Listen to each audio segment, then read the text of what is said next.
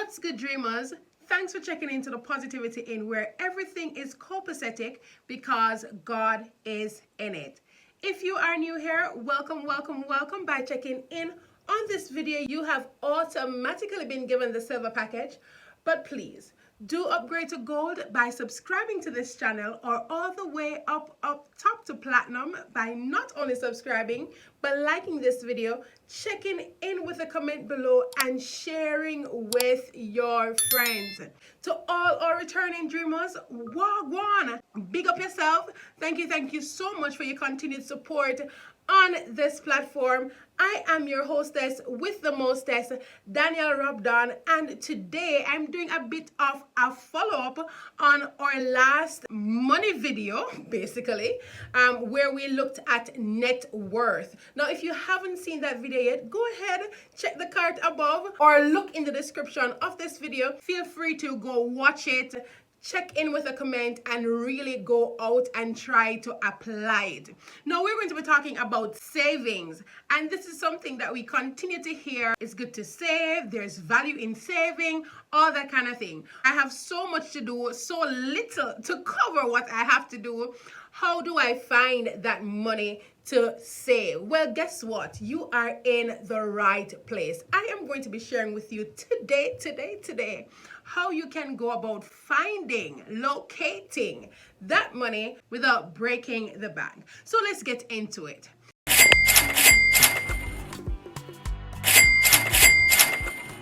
We like to keep it practical here at the Positivity In, and so I'm going to ask you to get your paper, get your pen. We're going to be doing a bit of recording in this session.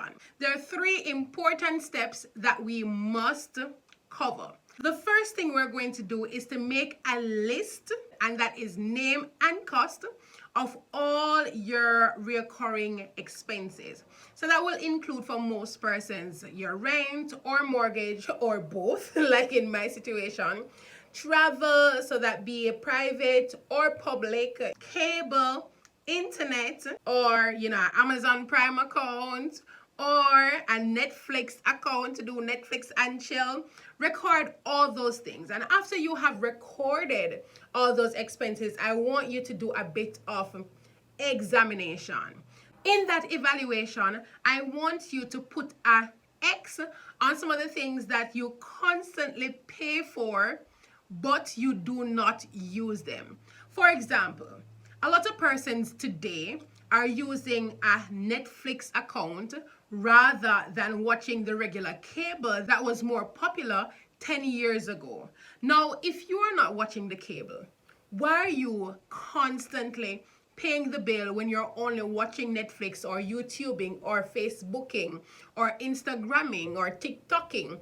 It's not necessary. And so it is easy for you to eliminate by putting an X and making the arrangement to remove that from your recurring expenses.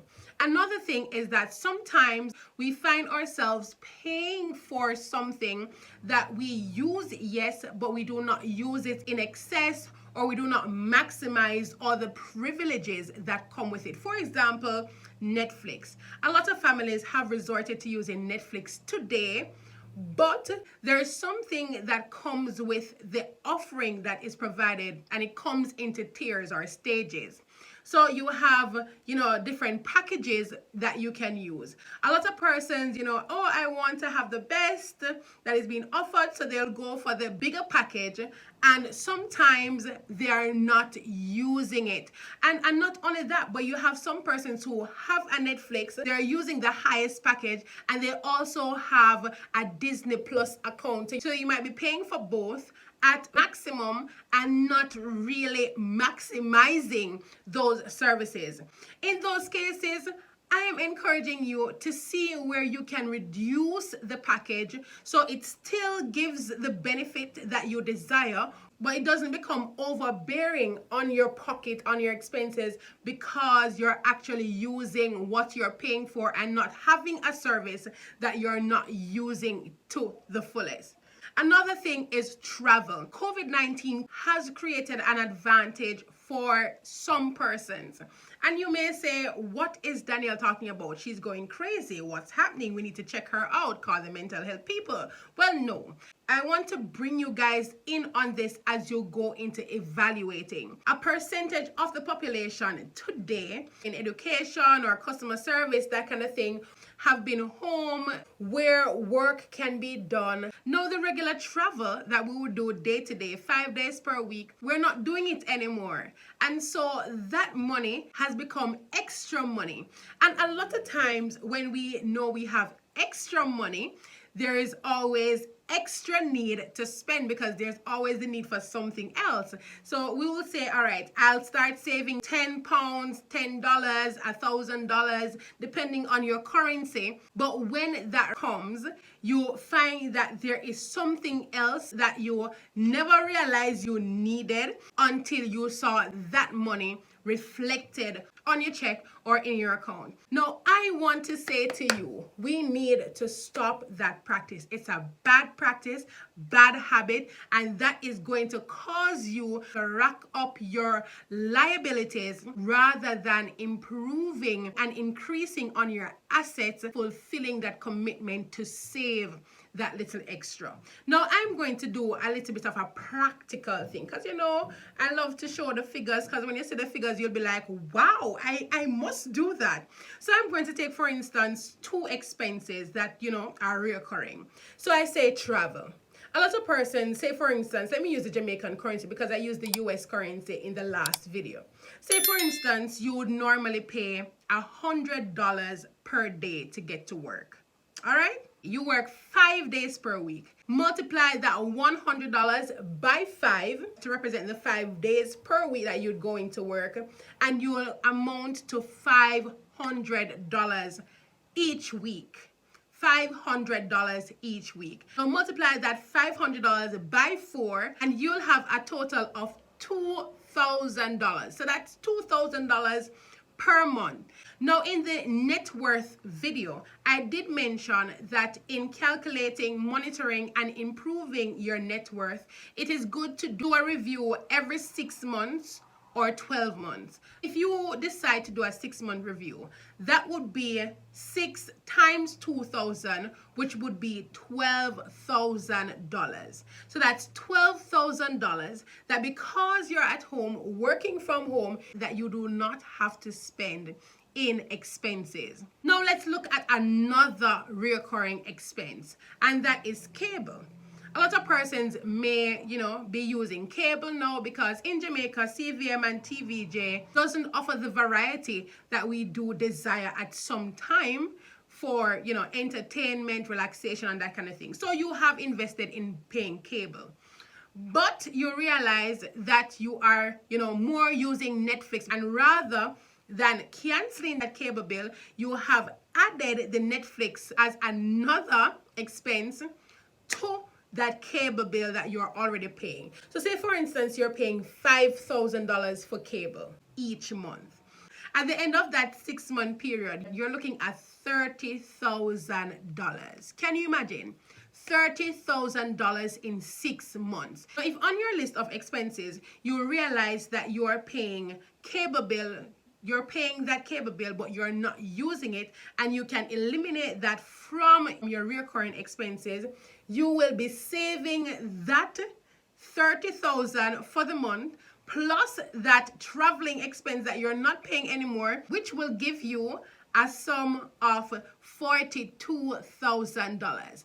That would be $42,000 in actual savings, because you'd have really done your evaluation and activated those monies you thought you never had, could never have, was not attainable. Increasing your net worth, making you more valuable, more expensive, with all those dollar signs floating over your head. Now you'll hear these figures and you're like, wow, I'm amazed. But guess what, guys? You will not be amazed unless you really save this money. Save it for real.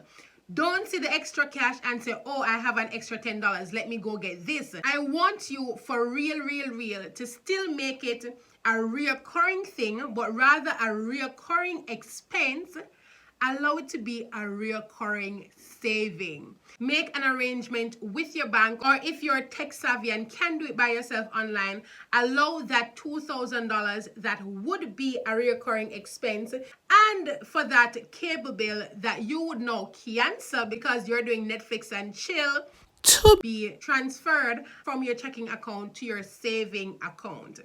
Do that, and I want you guys to come right back here in the chat and comment. Let somebody know who might check in later on that you have tried it and indeed it has been a success. There are a few apps that you can choose from to monitor your recurring expenses, to really know that you are not falling in a deficit at the end of each month, but you're really on top of your game in monitoring your spending. And on that note, the first app I'm going to be talking about is Spending. And this is the app that we have been using, and it is one that has worked for us.